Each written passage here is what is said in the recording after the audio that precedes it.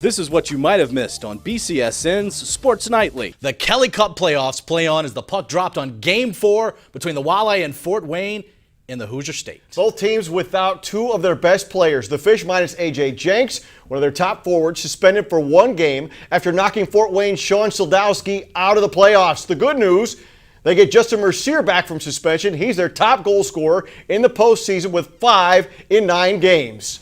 There you can look at Mercier. Toledo went 2-1 on the road in their first round series with Wheeling. This one gets physical early, first period. Komets on a breakaway. Jeff Lerg stones him.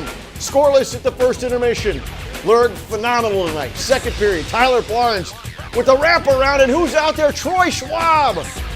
He now leads the Fish with 6 playoff goals. It's 1-0. Later in the second, Schwab using his stick for evil, tripping, gets a 2-minute penalty. Ensuing power play, great passing. Mike Mbach finds the back of the net. We're tied at 1. Third period, a little more chippiness here. Schwab a stick in his arm. That's never good. Not happy with Sever. Jeff Lerg ducking and covering. Everybody okay. We go to overtime for the second straight game. 5 out of 6 between these two at Fort Wayne have gone into extra time. In OT, Lerg save after save. But moments after that one, James Martin just throws it towards the net. Lerg never sees it. That's the game. Fort Wayne wins in overtime again, 2-1. The series is tied at 2 with Game 5 in Toledo on Saturday night. I liked our game tonight.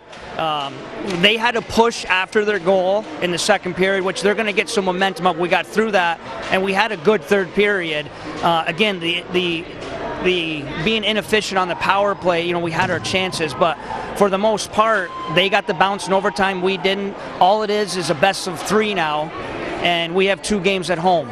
So all of our energy is going to go into Game 5. A crazy one once again in Fort Wayne, and for 2 of the guys who had great seats, the men calling the game, Matt Melzek and Rob Wersinski.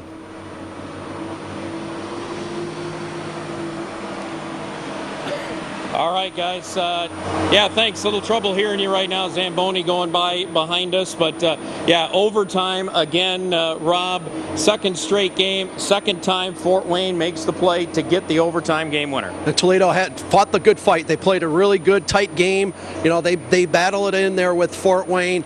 One of the areas I think that Toledo definitely was at a shortfall was on the power play. Special teams. Fort Wayne won the special teams tonight. And if you look at one area of play where I think there was the difference, Toledo couldn't get anything. They had 3 power play chances in the third. They couldn't cash in on any of them. Play goes into overtime.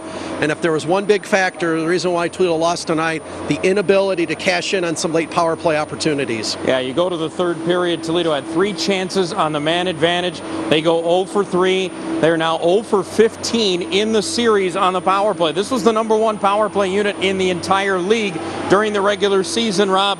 And they just have not been able to get through that front wall of Fort Wayne to get inside the zone to make their plays on a power play. One man on the power play that if he was playing tonight could have made a difference was A.J. Jenks. And I'll complain about it.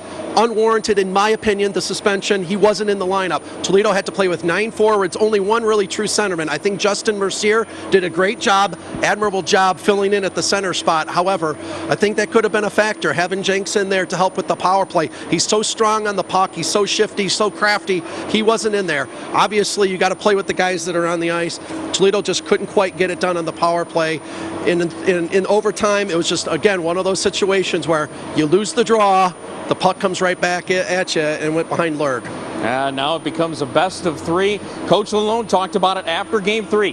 Felt like, hey, this is going to be a long series. This is too good of a team in Fort Wayne that you're just going to knock them right out of the playoffs. That is not the case. It now becomes a best of 3 with 2 of the 3 coming at the Huntington Center, including Game 5 on Saturday night. Be sure to watch Sports Nightly weeknights at 10:30 on BCSN and follow us on Twitter at @sports_nightly.